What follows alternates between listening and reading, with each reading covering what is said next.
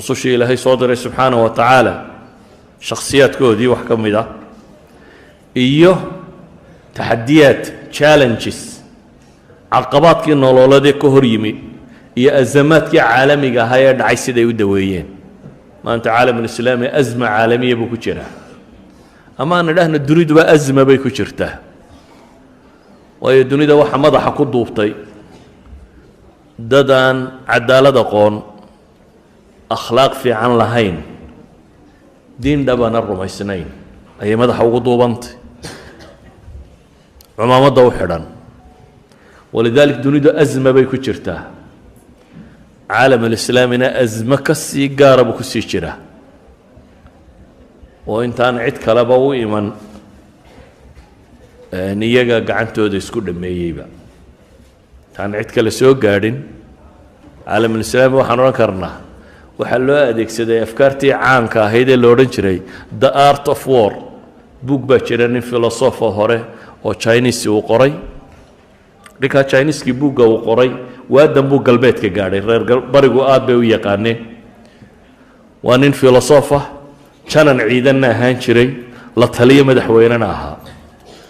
dabeetana dawladii wuxuu qoray buug la yiraahdo The Art of War qaabka loo dagaalamo dagaalka loo galo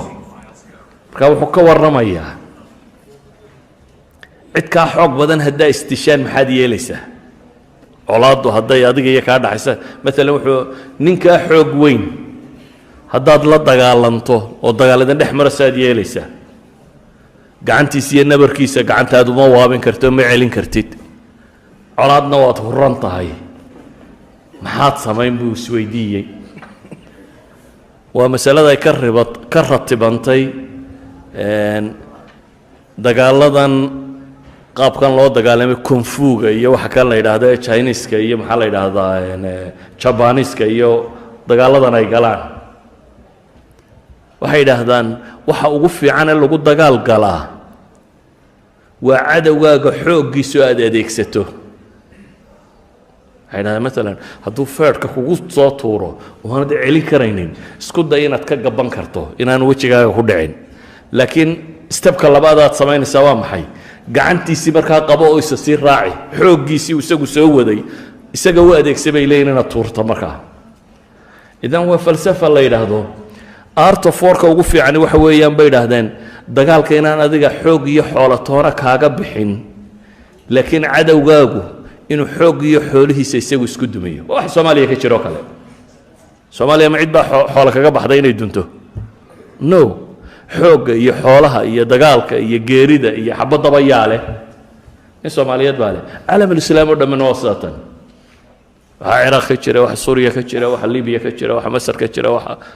xooggoodii bay isku isticmaalayaan cadawguna waa kala saacabatumaya idan azmaadka caalamiga ee anbiyadu soo martay say u daweeyeen ayay isweydiinta leh waxay tahay الانحرافات البشرية تاريخ بني آدم كما مركا ديكتو بلدو كو ماها تتكبر باوها استا كل با مشكلات دقبسة مدلم مديناني دوني دا صومرين ما هي بلدو كو ماها دوني داني يا انحرافك يا وعشد يا ظلم يا وحكانين بدن بي دوني دا سويا لين سوتشرين وكل با اللي سلاحيني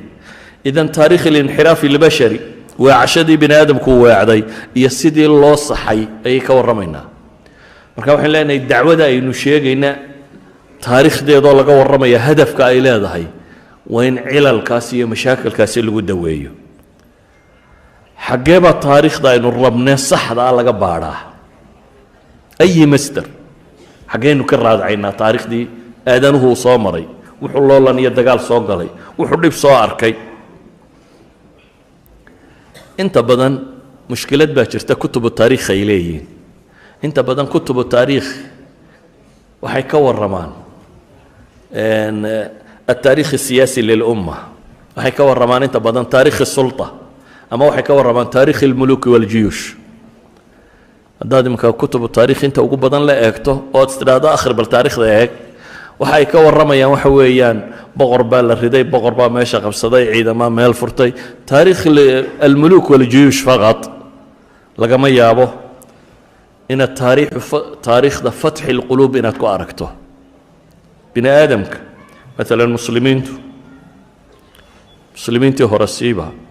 dhulal bay furteen futuuxaad islaamiya tiro badan baa jiray saxaabadii markuu nebigu ka tegay calayhi salaatu wasalaam waxay bilaabeen inay diinta xambaaraan oo ay caalamka furtaan laakiin ciidamada dagaalamayaynu inta badan naqaanaa soo maaha waxaynu naqaanaa khaalid iyo maxaan ku idhahdaa camar ibni caas iyo alqacqaac ibnu camar rijaalkii seefta sitay baynu inta badan naqaanaa taariikhdana inta badan ayaa laga warrabaa laakiin kuwaasi dhulkay furteene yaa qulubta dadka furtay yaa islaamiyey dadkan ciidan kalaa jiray oo ah ka qaalisan ka xoog badan ciidanka seeftaynu odhan karnaa oo ah dadkii fatxi lquluubka sameeyey qole fatxi lardi bay samaysay dadkii quluubta bini aadamka furtay ee dunida dhan u bedelay caalamkii ay furteen inuu caalam islaamiya noqdo haddaba waxaan leenahay kutubu taariikh yaa ugu fiicanee taarikh laga baadhaa waxaan leenahay masderka ugu qurux badan ee taarikh laga baadha waa ilaahay kitaabkiisa wixii ka horreeyey nebi maxamed calayhi salaatu wasalaam iyo cahdigii nebi maxamedba masderka taarikh ugu fiican ee laga baadho weliba laba shay wada leh waa taarikh saxiix oo mawhuuq ah waa taarikh lagu kalsoon yahay laakiin waa taarikh daraaso u baahan alrusul waalrisaalaat iyo mashaakilkii soo maray hadday tahay mashaakil siyaasiya mid dhaqaale iyo mid walba iyo siday u xalileen ilaahay qur-aanku kaga warramaya qur-aanka ilahay wuxuu kaga warramayaa boqorro muslimiin oo jiray dacwo islaamiya oo jirtay nebiye iyo rusul wuxuu ka warramayaa cagsiga boqorro gaaleed iyo dhaalimiin qur-aanku wuu ka warramaya iyagana idan taariikhda bini aadamka ee qadiimka ah awthaq kitaab laga baadha waa ilaahay kitaabkiisa qur-aanka ah saa daraaddeed waxaynu leenahay ilaahay markuu inoo warramay wuxuu leeyay innaa waxaynaa ilayka kamaa waxaynaa ilaa nuuxin والنبيين من بعده وأوحينا إلى إبراهيم وإسماعيل وإسحاق ويعقوب والأسباط وعيسى وأيوب ويونس وهارون وسليمان وآتينا داود زبورا ورسلا قد قصصناهم عليك من قبل ورسلا لم نقصصهم عليك وكلم الله موسى تكليما رسلا مبشرين ومنذرين لئلا يكون للناس على الله حجة بعد الرسل وكان الله عزيزا حكيما إلهي وحكى ورمي النبي محمد وقوح يودي عليه الصلاة والسلام سيدي وقوح يودي أنبياء كهريسي أنبياء بدن با إلهي تريه أنبياء دي الرسول شي تاريخ دا آدنها متليي بدنا واندين كورمي با إلهي لي بدنا يدين كمان ورمين وحا إلهي شيء الرسول شاس وحا الله صادرين يهيد يقول مبشرين ومنذرين وحا الله صادرين إني حجة كؤوغان آدنها نبينا عليه الصلاة والسلام حليه هاي حديث صحيحين كويا الله أنا جاي أنبياء دي هروح عن نسكننا هاي سيدين قرد السي أو وناتشيو قرحيي أو كتجون مال لبنة حبت بلوكيتي أما جاجوري ما لا يقشوا دبا تنقف كنت كسو ورجع وده هذا قرقان وأدبو قروح بدي فلو ما هل كان لبوحيو فأنا اللبن أبو نبي المامي أنا جاء حبدي جاجوري ماشي أنا الوطر لقبوحيي وأنا خاتم النبيين إذا أيها الحبة مركا إنه بني آدم سيل الله إصلاحية مركا إنه كور رمينه أحسن تاريخ للدراسية والقرآن كتالله ومدى النبي محمدنا وحي إلهي كو أمانا يبوين الشقادة قبطي كنتم خير أمة أخرجت للناس تأمرون بالمعروف وتنهون عن المنكر وتؤمنون بالله خير أمة أخرجت للناس بالو شيء أمتي خير بدنا إذا دتك الله صاري وحين سويديننا مركا أيها الأحبة رسوشة هي الرسالة ده رسولك هي مسيجك وسيده وحي قال له سودي بي وحي ودا قام بهجره وهذا القرآن كأخرده رسولك استمر كأخرده وهذا ليس كومن فاكتور يصير وذاك وحكى الحياة قصص كونان وحاسي وحا تلماميان إن يهين معذة ugu muhiimsan ee taariikhda bini aadamka marka aad rabto inaad isbeddel samayso kastoo aad rabto inaad isbeddel samayso waddada rusushu martay ayaa ilaahay subxaana wa tacaala inoo tilmaamay waxaa laga bilaabo nebiga lagu yidhi sharaca lakum min addiini maa wasaa bihi nuuxan waladii awxaynaa ilayka wma wasaynaa bihi ibraahiima wamuusa waciisa an aqiimu اddiina walaa tatafaraquu kabura cala almushrikiina ma tadcuuhum ilayh allahu yajtabi ilayhi man yashaa wayahdi ilayhi man yuniib diinta waxaa la idiin jidayey baa la yidhi wixii loo waxyooday ee loo dardaarmay nebi nuux waladii awxaynaa ilayk iyo kaanu adiga nebi maxamed oo kuu soo waxyoonnay iyo wixii aanu u dardaaranay nebi ibraahim iyo nebi muuse iyo nebi ciise idan ambiyadan oo dhammi waxyi isku mid ah ayay dhan ka sideen dhanna waa ku kala gedisnaayeen waxyiga isku midka ay sideen waa maxay waa waxyiga tilmaamaya furaha bini aadamka furaa jira qofka bini aadamka haddaad rogto bes wuu furmay albaabka haddaad qafilka furihiisa heshana si fudud baad u geli kartaa haddaanad furaa hayninna dee ama albaabkaad jabin ama rabshad kala adigi waa adkaanaysaa inaad gudaha gasho aadanaha waxaa jira meel laga furo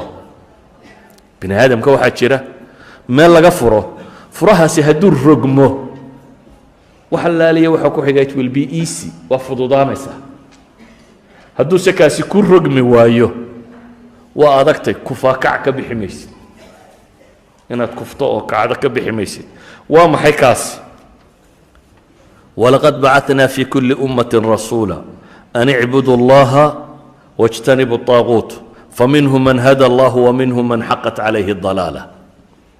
فصيروا في الأرض فانظروا كيف كان عاقبة المكذبين إلهي وحولي أمتك است الرسول بانو صادري نبي وحا لغو يري وحي النبي إبراهيم لو وحيودي يا نوح يا موسى يا كواس ألغوسا وحيودي أدنا الله كاسانا الله يدين فريا waxaa kaloo ilaahay inoo sheegaya nebika ummad kastoo dunida soo martay rasuul baa u yimi yani dadka badhba moodaya rusushu dhowr iyo labaatankan qur-aanku ka warramo inay tahay ama ambiyadu intan nusuustu inoo sheegtay inay tahay maya qur-aanka iyo xadiidkuba waxay tilmaamayaan qaar badanoo kale inay jireen nebiyadii maraykan loo soo diray ama indiya loo soo diray ama dhulka laynoogama warramin nebiyada laynooga warramay inta badan waxa weeyaan intii maxay middle eastkan iyo intan intii loo soo diray weeyaan qur-aanka inta badan nebiyada ku yaalla laakiin ilaahay wuxuu tilmaamayaa fii kulli umma dunidan jirtay inuu rasuul u diray cid u digtay in loo diray rusushaasi maxay wadeen haddaba an icbudu allah anta waa tafsiiriyadii maxaa la leeyahy ucbudu allaha baa lagu soo wada diray maa lakum min ilaahin hayru ucbudu allaha wajtanibu طaaguut ilaahay caabuda oo طaaquudka ka fogaada waxaan alla ahayn inaa u sujuudaan ama caabudaan ama ka dambaysaan idan kelimatu tawxiid rusul oo dhan baa waday waxaa ka mid a dadkaa dad hanuunay baa ilaahay yidhi oo that means hadduu hanuuno qofku waa maxay dariiqa saxa ah buu helay iyo qaar dalaaladu baadinimadu korkooda ku sugnaatay oo waa kuwii diiday bal dhulka eegoo soo eega baa ilaahay leeyahy intii diidayna saanu galay idan ilaahay wuxuu leeyahay rusul oo dhammi hal waddo quray dadka ugu yeedheen one thing baa common factorka koowaad ah waa maxay waa cibaadat اllahi waxda waa kelimatu tawxiid waa laa ilaaha ila allah laga soo bilaabo nebi nuux oo awalu rasuul ay culimmadu ku tilmaamaan rabbi soo diraya dee awal haddaad maqashana kollayba khusuusiyadiisuu leeyihi oo qur-aanku wuxuu sheegaya 950 sannadood inuu masaladaa waday waxaa la tilmaamaya ululcasmiga inuu ka mid yahay qur-aanka waxa uu ku soo arooray magaciisu 43 jeer 29 suuradoodna wuu ku soo arooray qur-aanku rususha uu ka warramay waxaa ka mid ah nebi muuse oo 34 suuradood ilaahay kaga warramayo oo qur-aanka makiga u badan qisaskiisa waxaa lagu tilmaamaya 25 mowdic oo qur-aanka ka mid ah qisadiisa ilaahay kaga warramaya 136 jeer baa magaciisu ku soo noqnoqday qur-aanka 20 ka mid ah qisada fircoon iyo isaga ku soo arooray maxaa waxaan oo qisa la inoogu sheegay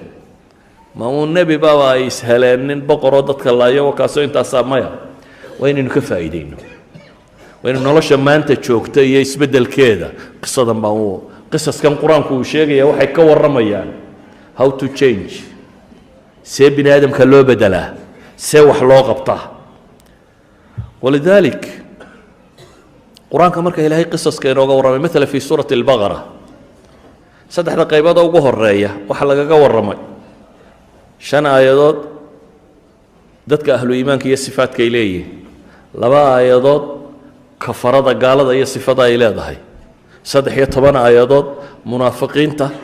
iyo calaamadaha lagu garto inta markii laga waramay ayaa aayaadka ku xiga waxa la tilmaamay ilaahay inuu cirka iyo dhulka iyo waxa ba abuuray rabbi in la caabudo dabeetana qisatul bashariya baa ilaahay tilmaamaya fardi iyo jamaacada fardi waxa laga waramaya qisadii nabi aadam jamaacana waxa laga waramaya qisadii تجاربته وجود بدن القرآن كوصار نقليه كوسابسر يهودا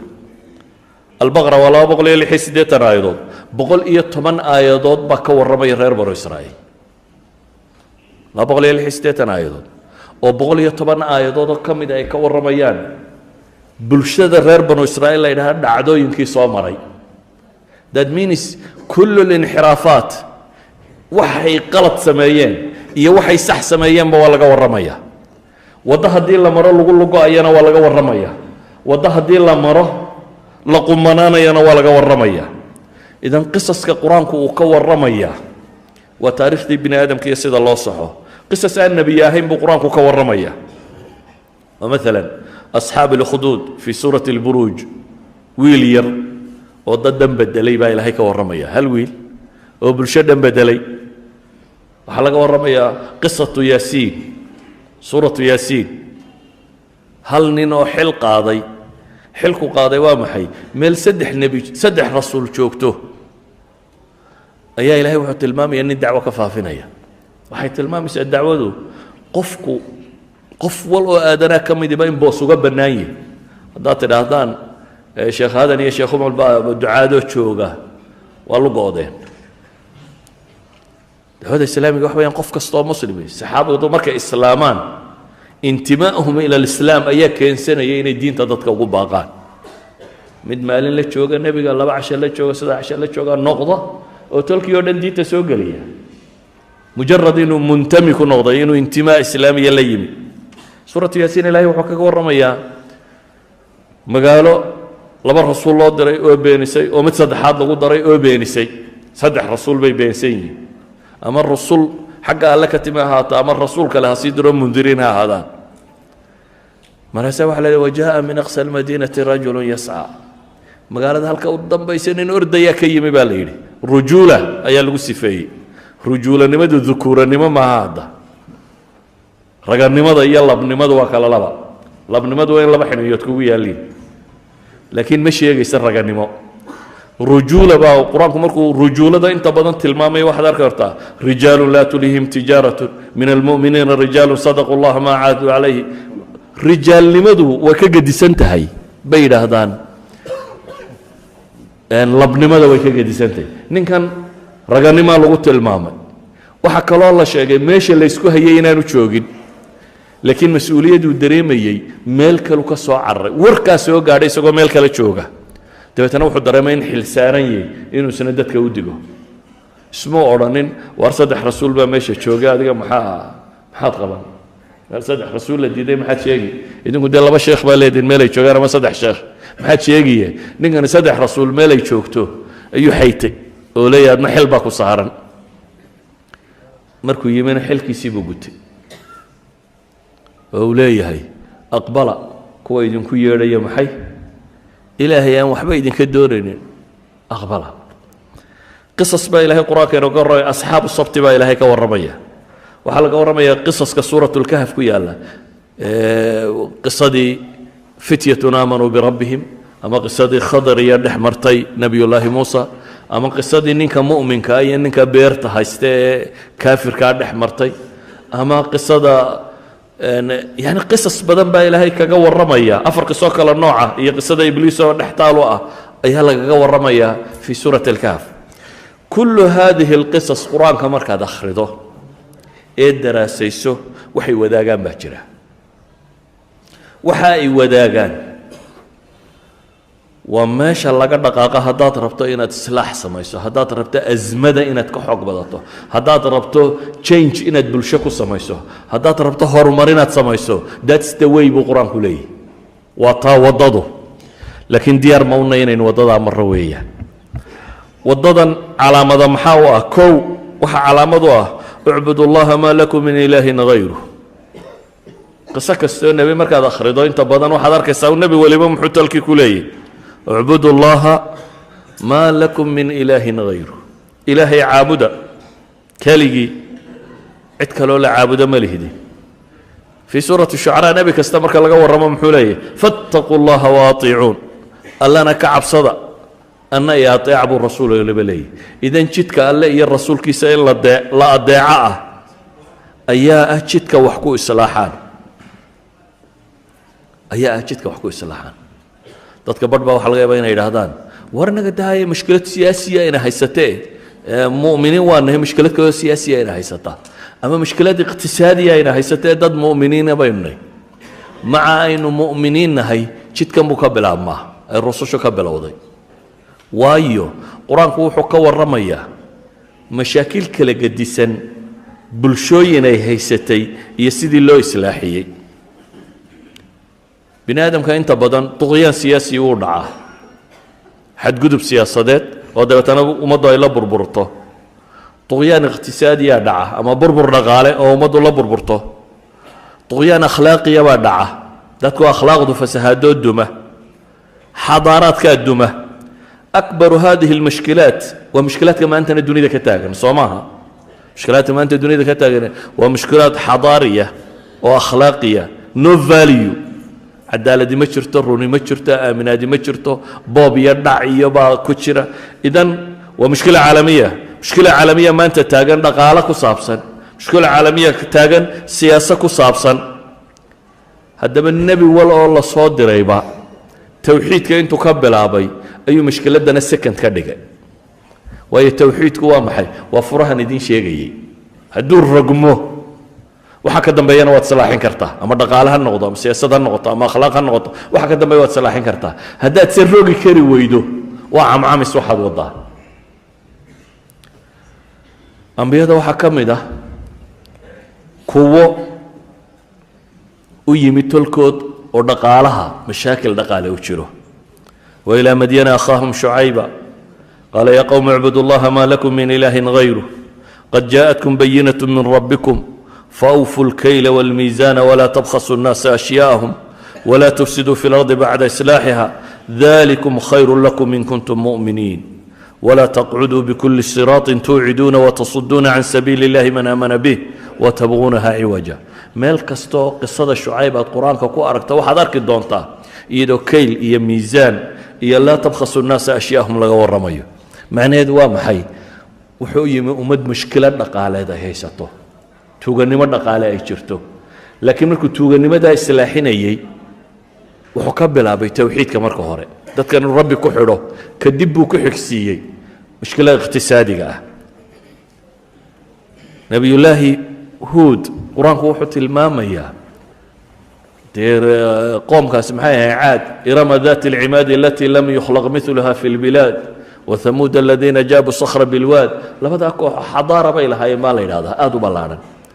مثلا القران مركو كورمي وحلا لي اسغو نبي الله هدي وحلي اتبنون بكل ريع ايه تعبثون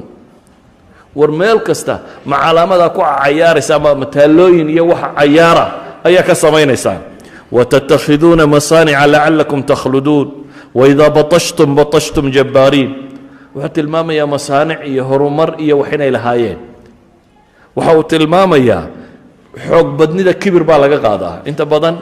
dadku qofka bini'aadamku hadduu muruqiisa iyo jeebkiisu bato inta badan kibirkiisuna wuu bataa soo dawladahan iminka waaweyn maad arag muruqooda iyo xoogooda batay dabeetana kibir dunida inta kale waxay leeyihiin waa in iska kaay daba socotaan ilaahay wuxuu leeyahay isagoo ka warramaya nimankaasi wa idha batashtum jabbaariin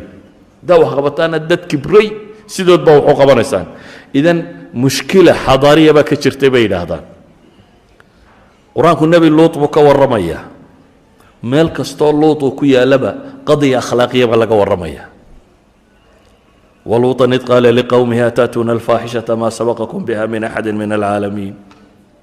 إنكم لتأتون الرجال الشهوة من دون النساء بل أنتم قوم مسرفون وما كان جواب قومه إلا أن قالوا أخرجوهم من قريتكم إنهم أناس يتطهرون ومشكلات كما أنت دون دي يالا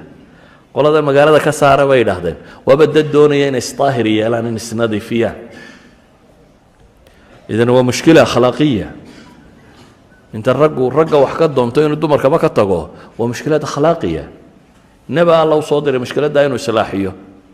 لكن توحيد كالت المامية وحلاني مركها أي مشكلة دونيدا تالله فرهد كوات وحويا محي وتوحيد وين الضدك الرب قد كحده وين آخر حسوستان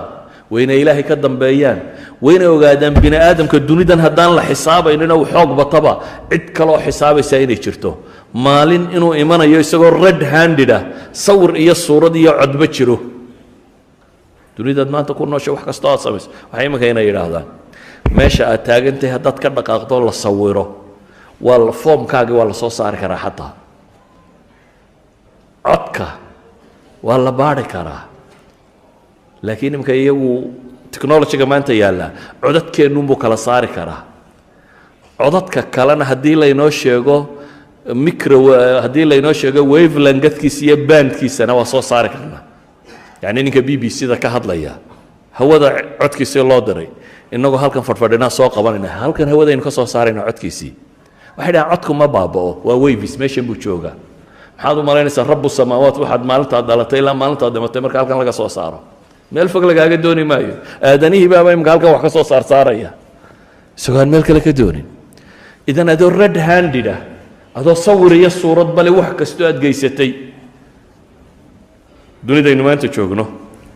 haddaad ogtay in booliisku ku arkayo qofku miyuu sameeyaa khiyaamooyinka maya qaanuunku mar hurdaa baa la eegtaa booliiska iyo qaanuunka iyo waxaasi wakhti ay hurdaan ayaad eeganaysaa oo aad waxaad dembiya samayn karta aad samayso qofka haddaad ka dhaadhiciso diinka iimaanka ilaahay kelinimadiisa aakhira inay dambayso qof walba wuxuu geysta in lagu ciqaabayo waa meesha islaaxu ka bilaabmo qofkaad furaha ku rogtaa iyadaan cidi ilaalinayn buu ilaashan yahay uma baahana auditing iyo booliis iyo qaanuun uma baahna qaanuunka iyo auditing iyo booliisku waxay qabtaan midhka sii fasahaada laakiin haddii bulshadoo dhami tuuga noqoto ma qaanuun baa qaban karaya yani afrika iyo meelaha kale imka bulshadoo dhan baa waxay wadaa laaluush inay qaadato dee qaanuunku xaguu ka qaban karaya dadka markaa inta badan ay toosantaa midhka qalloocan la qabtaa kaasoo qaanuunku qabtaa laakiin bulsho dhan oo wada qaldan qaanuun loogu taageli maayo walidaalika asalku wuxuu yahay inaynu fatxi lquluub samayno dadkan quluubtooda in la furo asalku islaaxu wuxuu yahay dadka in rabbigood lagu xidho asalku wuxuu yahay dadkan inay gaadhaan martabada iyagu islaaxin karaan naftooda second to that baa mashkiladooda gaarkaa la tarkiisiya qur-aanka markaad eegto meel kastoo qisada nebi muuse lagaga warramayo fasaad siyaasiya laga warramaya nin kibray oo fircoon la odhan jiray oo dictatorshipa oo qabaa'il dhan iyo reero dhan yidhi rag dhali maysaan wixii aan nin dhashaan waa la dilayaa oo kibirku gaadhsiiyey intuu khudbad u jeediyo bulsho isu timi inuu yidhahdo ana rabbukum ulacla rabbiga korre bulshada ka kaalay madaxyaweyntii agtiisa ah wasiiradii iyo baarlamaan wixii madaxyaweyntii agtiisa ka dhoweyd mala'a buu ku yidhi baa ilaahay leeyahy maa calimtu lakum min ilaahin hayri ninka mala'a saa ula hadlaya macaamadu u habsaamayaa markaa intii kaaga dhoweyd buu leeyahy maa calimtu lakum min ilaahin hayri mala uu ku yidhi qadiyadaa siyaasiga ah ee dictatorshipka ee xorriyad la-aanta ee addoonsiga caynkaasiya markii la islaaxinayey hallays doorta lagama bilaabin iyo xorriyad dadka hallas waxa laga bilaabay xorriyaddu waa inaad rabbigaa u addoon u noqotaa dadka waad ka xoroobaysaa markaa makhluuq ninnaba u hoggaansami maysid xorriyad taasaa la yidhahdaa inaad rabbigaa iyo qudha addoon u noqotid nebi muuse tawxiid buu ka bilaabay oo ah inuu dadkan xoreeyo iimaan ahaan markay iimaan ahaan u xoroobaan kadibna qadiyadda siyaasiga ah laysdul taago oo laga warramo idan waxaan leenahay nebi kasta mashkiladdii taallay wuu tarkiisiyey xoog buu saaray laakiin furaha ma ilaabin furahoo tawxiida buu ka bilaabay kadibna mashkiladdii qoomkaa haysatay buu ku xigsiiyey waxaan leenahay waxyaabaha qisas ilambiyaa markaad akhrido ka wada dhex muuqda waxaa ka mid ah waxqabadka bini aadamku midhaheeda inuu ka doono aakhiro laba wax baa jira waxaad qabanayso inaad adduunka midhihiisa cunto iyo waxaad qabanayso inaad aakhiro midhihiisa cunto waa laba ra'yo dunida yaalla qof haddaad tidhaha waxaa qaba wuxuu ku leey maxaan dheefayaa maxaan anigay soo gelayaa maxaan helayaa buu ku weydiinayaa okay dad hunguri wado ma la wadi karaa ummad dhan oo kule maxaan helayaa ambiyadu waxay waday dadka inay ku tidhaahdo aakhira wixiina helaysaan dadku inay aakhira rumaystaan walidaalika nebi waliba wuxuu ku leeyahay dadka markuu la hadlaya maala fi suurati shucaraa wamaa as'alukum calayhi min ajrin in ajriya ilaa calaa rabbi alcaalamiin buu nebi waliba leeyahy waxan aan wado iyo isbeddelkan aan raadinayo idinkagama doonayo ma as'alukum calayhi min ajr wax adduuna idinkagama rabo ee in ajriya ilaa cala allah ilaahay un baan ka rabaa inuu abaal mariyo idan dadka muslixiinta ee dhabta ahi nafciyiin maaha kursiga isaara maxaad u doonaysaa waan idiin soo boobayaa buu ku leeyahay reeruhuna waxay leeyihin kaasi waa nacas oo waxba kama keenin intuu meesha joogay tuuggaa la ammaanaya makaa hebelaha wallaahi 2 bilood oo qudhu shaqeeyo reerkii 2 guri u dhisaa lagu leeyahay macnaheedu waxa weeyaan tuugada waynu isku wada waafaqsanay adna haddaad tagta 2 guri baad dhisi lahayd saynu islaaxayna markaa halkii laga odhan lahaa kaa Soomaaliya 2 bilood buu shaqeeyo tugtu kala jirin weeyaan ummadii uu soo xaday cidiba odhan mayso waxa leeyahay ninkaas waa nin rag oo 2 sanadood uu dawladda u shaqeeyay 2 guri ka dhisay marka waa ammaan tuuganimada ammaana idan dad dhammaantood raba inay adduunka maxaan boobaa oo adduunka igu soo galay taagaye ambiyada waxa loo soo diray cagsiga inaanay adduun raadinin adduun may doonaynin waxay leeyahay anagu waxaan wadno kuma rabno wamaa as'alukum calayhi min ajrin in ajriya ilaa calaa rabbi alcaalamiin waxaan anigu ku yeedhayo wuxuun baan ku doonayaa ajarkaygoo dhan rabbulcaalamiinkan ka rabaa walidaalika saxaabadii nebi moxamed calayhi salaatu wasalaam cid mushahar u qortay miyaa maqasheen dowlad mushahar siin jirtay miyaa qofnaba ku maqasheen wax mushahar la siin jiray ma jirin nimanka dhan ee dunida xagga kale u rogay ee bedelay qofna bil wax uma soo xaadirin nebi maxamedna uma soo xaadirin oo maxay qabanayeen waxay qabanayeen ilaahay dartii bay u wadeen kaalaya waa dagaalamaysaan baa la lahaa hubkooda isagaa soo iibsanaya faraskiisa isagaa iibsanaya seeftiisa isagaa iibsanaya zaadkiisa isagaa sita ina dagaalgeeyana waa taagan yihin saxaabi baa nebi maxamed soo raaco la dagaalamay hariimadii la helay ayaa badh la siiyey wuxuu yidhi waa maxay xoolaani waxaa la yidhi waa hariimadaynu soo helay wuxuu yidhi ilaahay rasuulkiisii anugu uma soo raacin xoolo haye maxaad rabtay waxaan rabay buu yidhi in halkaa layga mudo aan janno galo anugu jannaan raadinayaa midhar halaa iyo dhowr neef aadhiya maaha waxaan doonaya anugu jannaan raadinaya hadduu run sheegaya buu nebigu yidhi ilaahay waa u rumayn halkii baa laga muday oo shahiid buu noqday akhirkii yacni ninkaa xoolaha la yidhi waanu soo helle hoo le anigu xoolo uma socdo adduun maan raadinaynin haddaan adduun raadinaya buu leeyahy adhigayga ma iska raacan lahaa idan ambiyadu dhaqankay wadeen waxa weeyaan kan ولذلك نبي الله محمد عليه الصلاة والسلام هشيسكي كواد الدولة الإسلامية كل دلتي يعني دولة دي كواد الإسلامية جهادكم أي دلانين جهاد كواد لوجود دفاعي وأنا لوجود بلادي دولة الإسلامية كواد الإسلامية هيد تعاقد يتعاهد بكل دلتي دد وحكوه الشيء بيعة العقبة الثانية صحابة وقول تمين النبي عليه الصلاة والسلام حكي عربتي هوري حاجة جرتي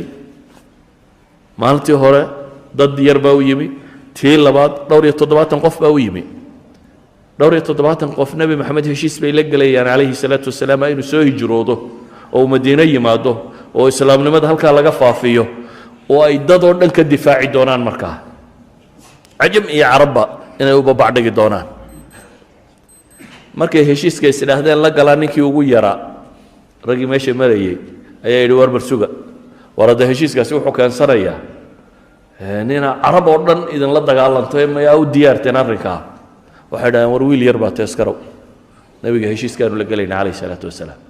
way la galeen inay naf iyo maalba siday reerkooda iyo carruurtooda iyo dadkooda u ilaalin doonaan maxaanu leenahay bay yidhaahdeen marka haddaanu annagu fulinno wixiina laga rabay oo muslimiinta ilaalino oo dowladda islaamiga dhisno oo cayn ka noqono naf iyo nafiisba u hurro maxaanu leenahay nebigu ma ku yidhi aniga dabaday baa madaxda noqonaysaan madaxweynaha ku xigaa idinka ahaanaya ama wasiirraan idin siinaya maya muxuu ku yidhi lakum uljanna buu yidhi haddaad fulisaan qadiyadaasi waynu guulaysanno janna leediin buu nebigu ku yidhi calayhi salaatu wasalaam heshiiskii saasay ku galeen baycat alcaqaba athaaniya lakum uljanna bay ku go'aansatay go-aankii kaasuu ahaa ma difaaceen nebi maxamed calayhi salaatu wasalaam haa wixii qurayshi dagaal soo qaaday dhammaantood waa difaaceen nebi maxamed calayhi salaatu wasalaam waa la dagaal galeen naf iyo nafiisba waa u hureen bal ee markii xoolaha badan la helay qaswatu xunayn iyo meelaha ansaar xoolihii badnaa lama siine kuwii iminka soo islaamay diinta la jeclaysiinaya la siiyey idinka nebi maxamed baa idin raacayaa lagu yidhi calayhi salaatu wasalaam iyagu idan xoolamay ahayn islaaxa waxay u rabeen diinta inay dhisaan waxay u rabeen dowladnimada inay dhisaan waxay u rabeen dunida inay wax ka bedelaan waxay u rabeen ma ahayn inay xoolo helaan waxay ahayd inay dadku islaaxo iyaguna ajarkooda ay aakhiro helaan qabaa'il baa u yimid nebigoo waxay yidhaahdeen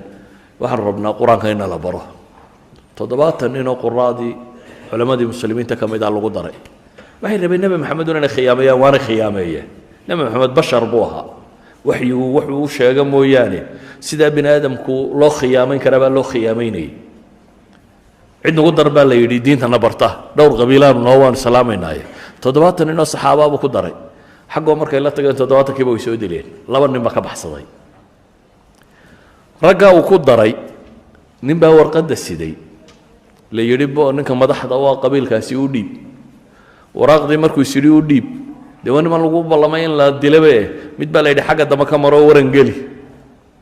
xagga dambe intuu ka soo maray ayuu waran xagga kale uga saaray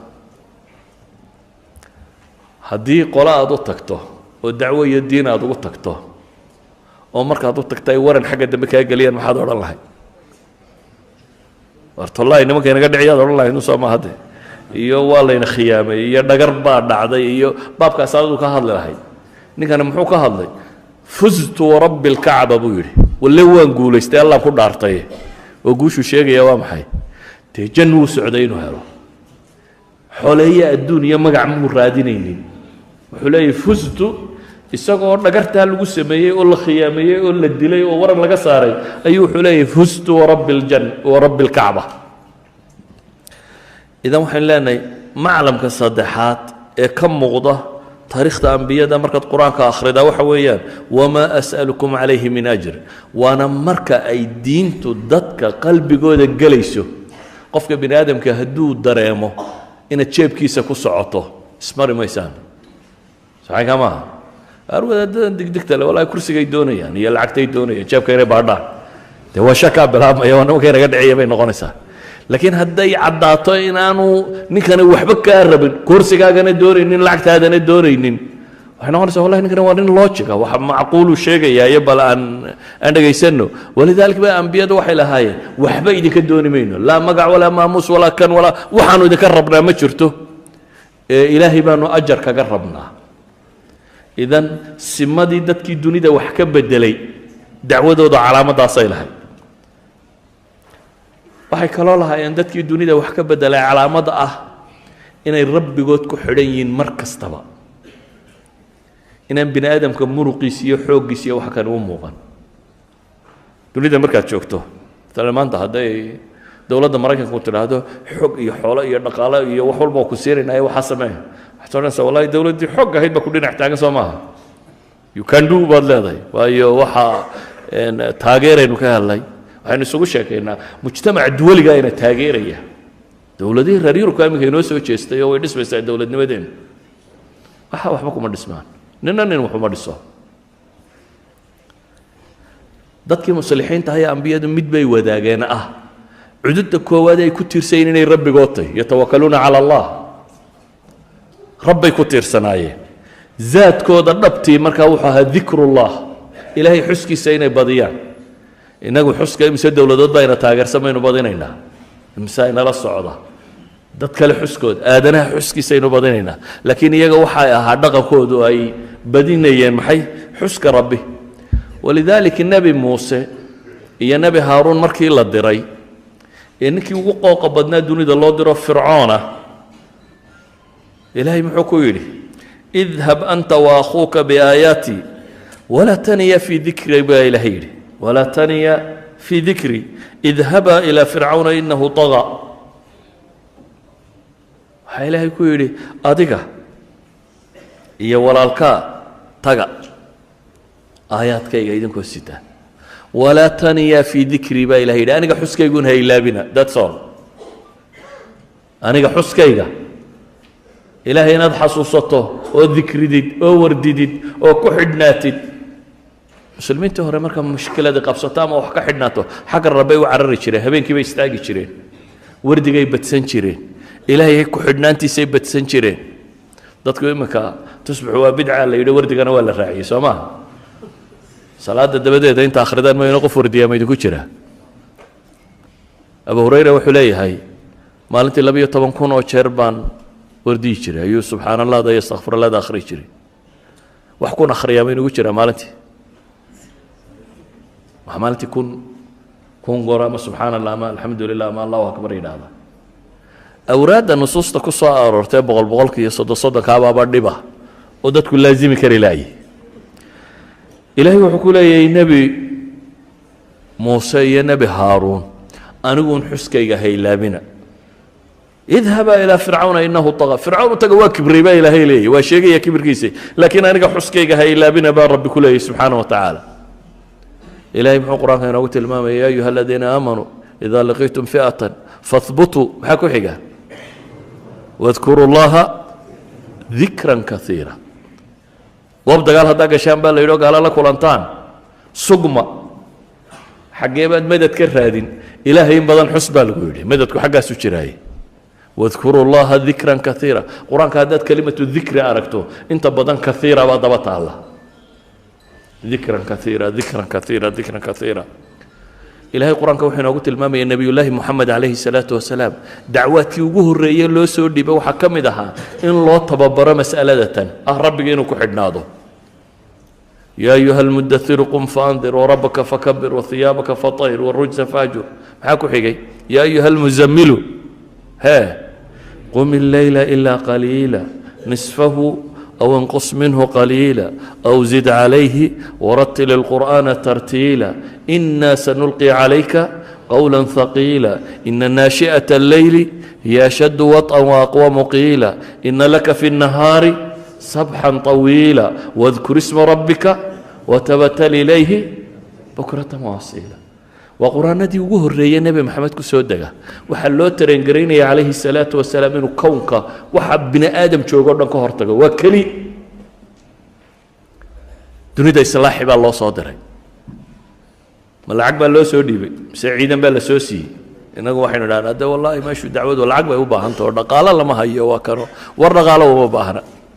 ilaahay inaad ku xidhnaataa bay u baahantahay bini aadamku isagaa dhaqaalaa sameeya dad markaad heshaa dhaqaale heli qofka bini aadamka isagaa dhaqaalaa dhaliya dhaqaale bini aadam laguma dhaliyo aadanuu isagaa dhaqaale ah saa daraaddeed ilaahay wuxuu nebiga soo saaray calayhi salaatu wasalaam oo la yidhi habeenkii kac intiisa badan ama waxoogaa ka yaree ama nuskii kac ayaa loo tilmaamay waxaa loo tilmaamay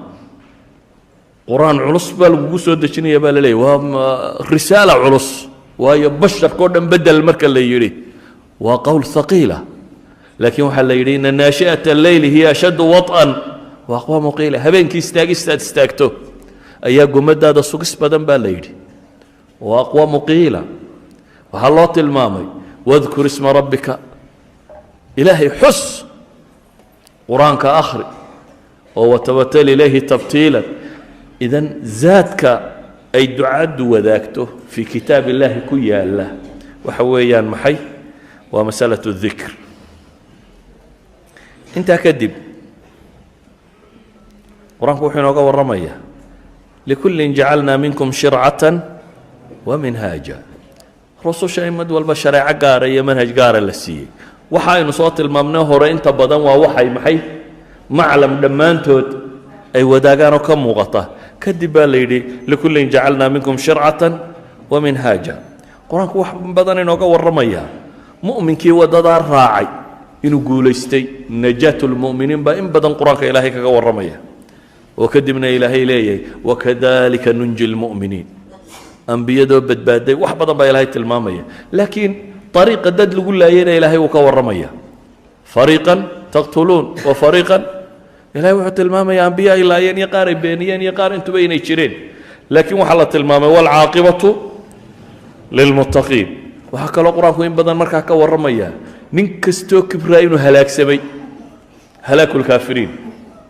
namruud ha noqdo fircoon ha noqdo raggii qooqay oo dhan qur-aanku wuxuu tilmaamaya meesha u dambaysay inay tahay maxay halaag inay tahay laakiin waa bishart inaad jidkaa martid jidkaa haddaad marto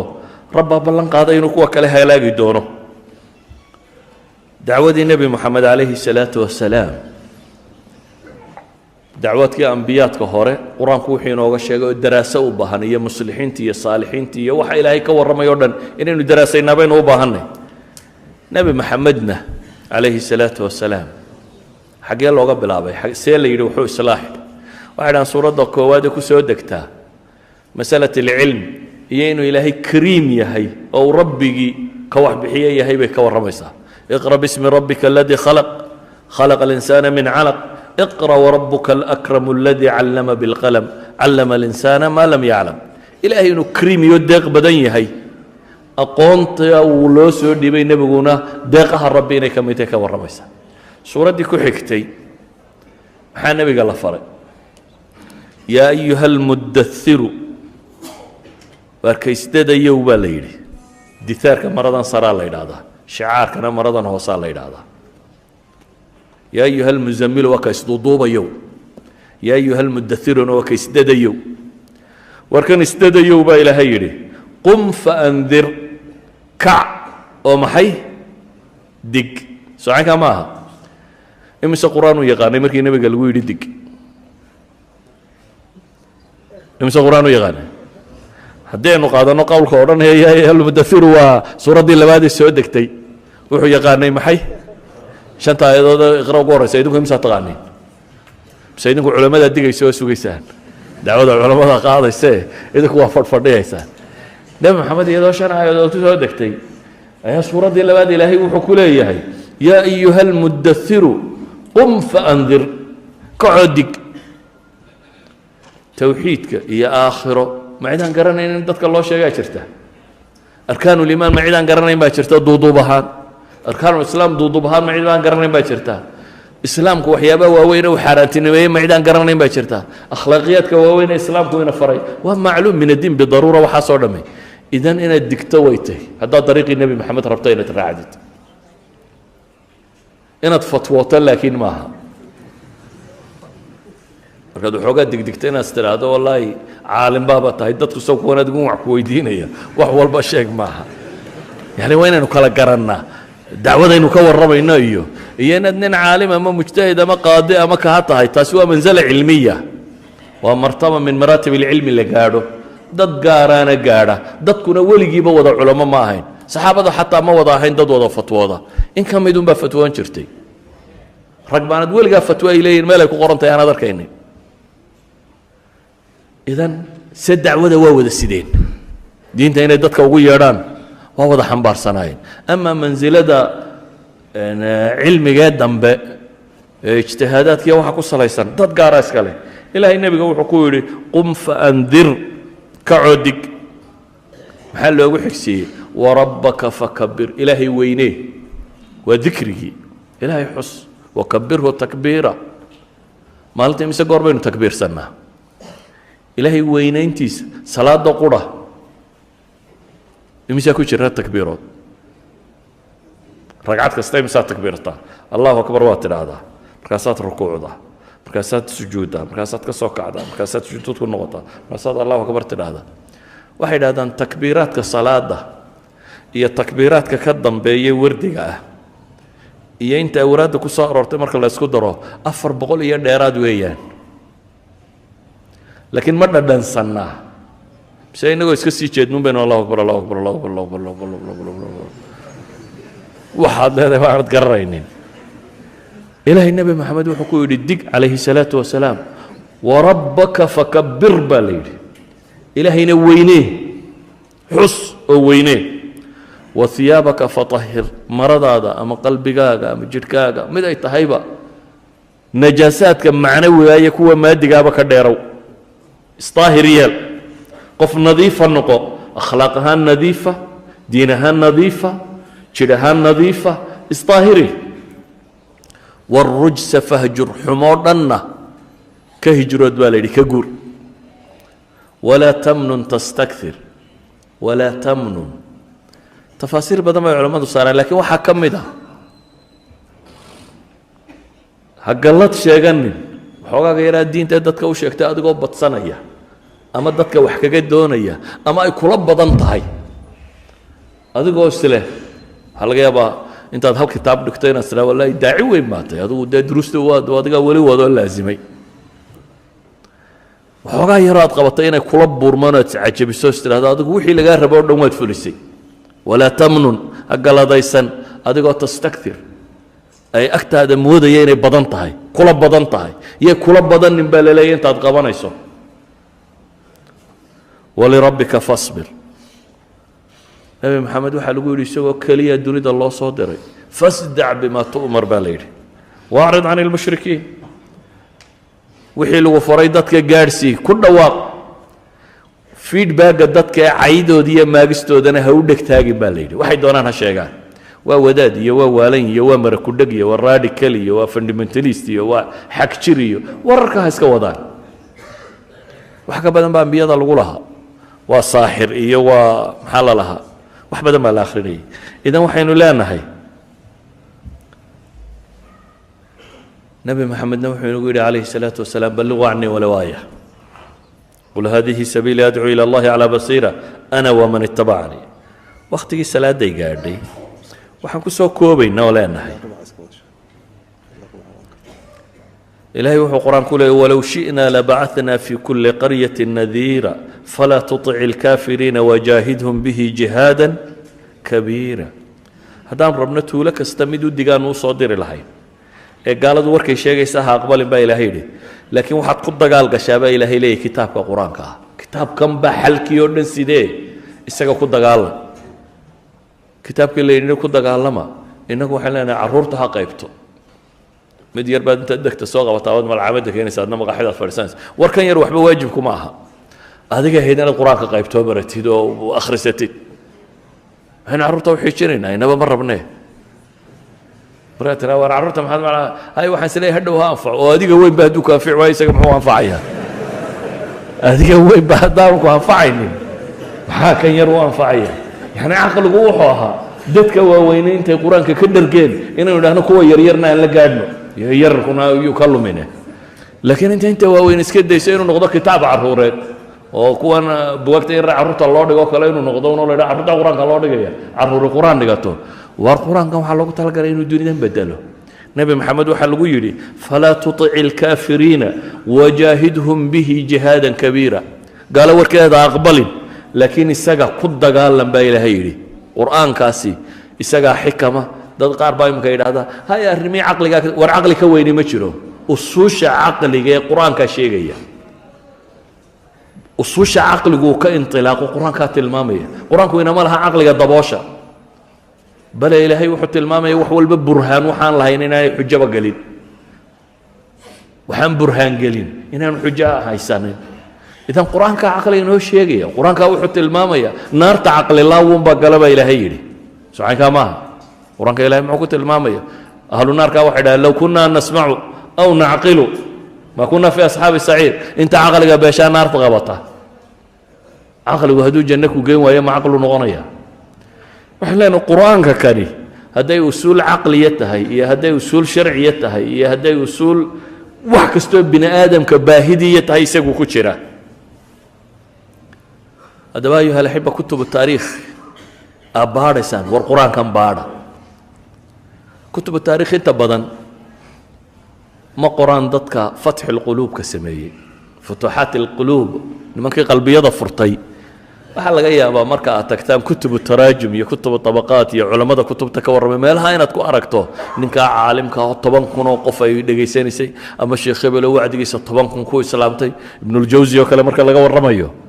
ama cabdilqaadir jeylaani oo kale marka laga warramayo bil aalaaf baa islaamay ay diin soo geliyeen bil aalaaf bay rabbeeyeen bale waxay yidhaahdaan dacwadii sheekh cabdilqaadir aljeylaani waa sababaha keenay qudus in dib loo xoreeyo waayo jiilka xoreynaya ciddii tarbiyaysay bay ahaayeen laakiin dadka fatxi lquluubka fura taariikhdooda inta badan lama qoro waxaa laga yaabaa maalan saljuuqiyiinta ma maqasheen dowlad lo odhan jiray salaajiqa salaajiqadu waa usuushii turkida tan dowla saljuuqiya iyadoo shiica ay qabsatay meeshii oo dhan oo boqorku aanu qiimo lahayn oo meel daran ay sii socoto ayaa turkida gaalada mid baa ka soo cararay in yaroo ciidana wata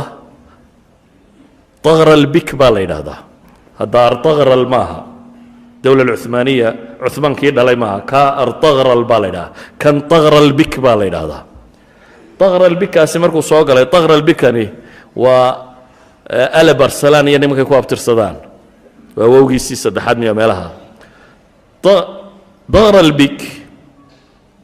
nin wadaadun baa islaamiyo diinta u sheegay markuu islaamayna ciidamadii muslimiintii oo waa ninka ahlu sunnaba madrasadaasaa dib u soo noolaysay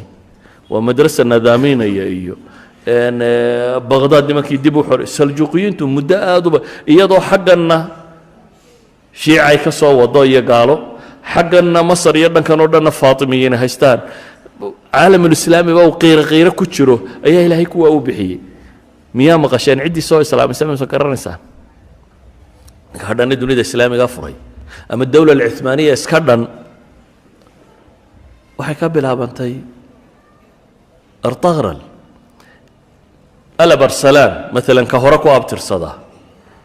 waa boqor waa ninkii soo xidhay boqorkii dhammaayey dowla albizantiya ay lahayd arnos dee dagaalal galeen bay maca boqorkooda soo qabteen laakiin waxaasi ay ku yimaadeen si kale aan u tilmaamo waa maqasheen tataar niman la yidhaahdo soo maaha oo caalam islaami jiidhay okay tataarku markay marayeen meesha loo yaqaano falastiin mamaaligtii baa soo jebisay socaynkaa maaha caalamulislaami wixii dambe ay haysteen yaa ka xoreeyey ma maqasheen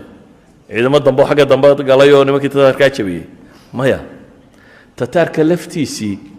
ayuunba intay culuma heshay iyaga quluubtooda furatay dabeetana iyagunbaa dowlad islaamiya noqday tataarka laftiisii 3 qaybood bay noqdeen 3 qayboodba holaako kuwa awowga u ahaabaa dib loo islaamiyey ilmo jankiskaan kuwa awowyada u ahaayeen ayaa dib loo islaamiyey dabeetana iyagoo xooggoodii iyo waxoodiiba haystaa ayay islaamka dib u faafiyeen idan waa fatxi lquluub waa ducaad waa dad diin ku yeedhayey qaarkood wadaad miskiinoo suufiya islaamiyey dabeetana waxaasoo dhammi dib u dhaceen andalus markay soo jabtay meelaha kan barbarkii sii joogay dariiqa alqaadiriya wadaadda masaakiinoo suufiyiinoo ka tirsan baa islaamiyey oo dib islaamka ugu soo celiyey dabeetana islaamku dib uu soo kacay maxaan uga dan leeyahay markaa inaan tilmaamo waxaan rabaa inaan idin tilmaamo taariikhda dhabta ee islaamku uu leeyahy waa ducaad oo rusuli ugu horrayso oo ambiyo ku xigto oo muslixiinta ay ku xigto dadkan dagaalamaya iyo dadkan dowladda maamula iyo dowlad wanaagga lagu sheegay nin kastoo dowladdiisu wanaagsanaatay waxaad maqlaysaa uun caalimkii muslimkee tarbiyeeyey caalim muslima ninkan ku dadaalay oo noocan ka dhigay dabeetana isna cadaaladdu faafiyey oo waxa kan buu ka dhigay idan ayuha alaxiba wakhtiga kooban ama warka badan oo dee dadkaba wuu ismasaxaa warku haddii la badiye warku aynu koobaynaba daraaddeed waxaynu leenahay kitaabka taariikh ugu fiican ee la daraaseeya waa qur-aankaasi waxaa u baahantiin ha ku akhrinina caqliyo ah fircoon iyo muuse beri jiray oo dabeetana halkaasay maro caqliyada ha ku akhrina caqliyo ah maada astafiidu min maxaa ilaahay iigu sheegay waayo ilaahay qisaskan iigu soo guuriyey maxaan anigu ka faa'iidayaa haddaanay waxtar lahayn ilaahay inooma soo guuriyeen waxaa laynoogu soo guuriyey inay noqdaan waxa nolosha lagu binaynayo waa qaabkii dadka saalixiintii nolosha u bineeyeen iyo kuwa mufsidiinta hay qaadkay u fasahadiyeen saa daraaddeed buu qur-aanku wuxuu ka warramayaa waxa laaliya wixii wax fasahadiyey iyo wixii wax islaamiyey aadam iyo shaytaan ka soo bilow ilaa iyo taariikhdatan ayuu qur-aanku sidaa kitaabkaa yaro koobani waxaynu u baahanay markaa il kale oo aan ishaa ku akhriyi jirteen ahayn inaynu qur-aanka ku akhrino taariikhda il kale oo ishaa ku eegi jirteen ahayn inaan ku eegno islaaxinta il kale oo aan ahayn ishaan siyaasiga ah madaxweyne rid iyo madaxweyne saar ilaan ahayn inaynu ku eegno inaynu nolosha saa wax looga bedelo baranno sala allahuma calaa muxamedin wacala alihi wasaxbihi wasalam walxamdu lilahi rabbi alcaalamiin